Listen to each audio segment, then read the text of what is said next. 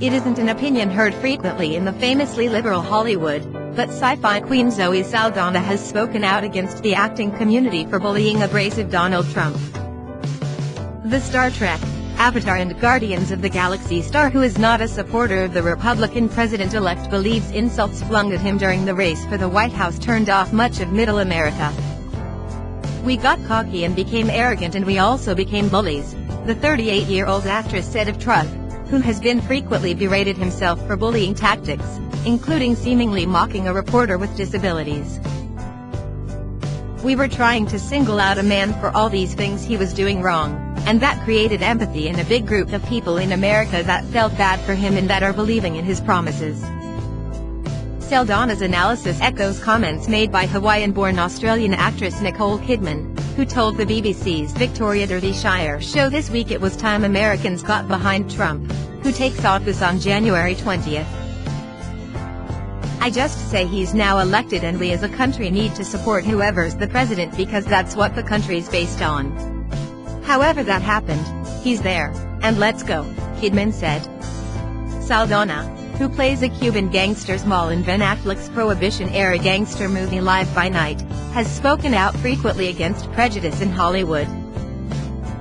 "One of the movie's most pleasing aspects," she says, "was its unflinching depiction of racism in the Deep South that was so ingrained that police officers and judges were proud to call themselves members of the Ku Klux Klan, the white supremacist hate group."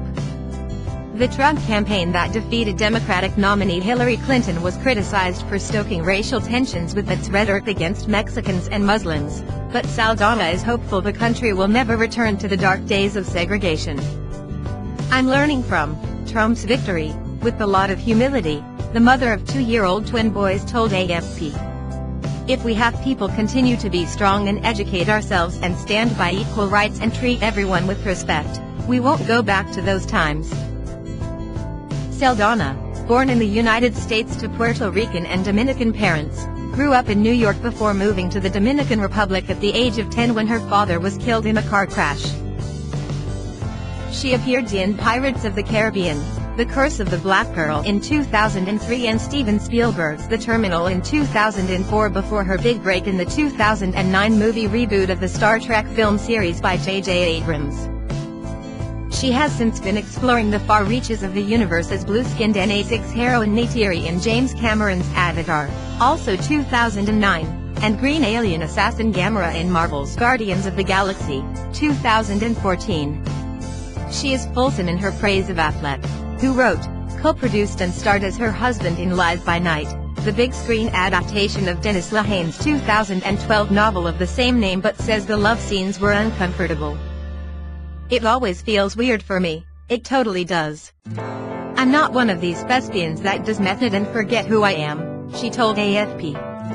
"Especially in a moment where you're stressed, you feel very awkward and you're cold because, being a woman, you're probably completely butt-ass naked. It's just awkward." Live by Night, which had a limited release on December 25th, hits theaters across the United States over the weekend, but Saldana's workload is showing no sign of easing up. "I leave in 2 weeks to go be a part of Avengers: Infinity War. I'm not looking forward to the 5 hours of green makeup, but I appreciate that I'm part of the Marvel Universe and I'm very grateful," she said.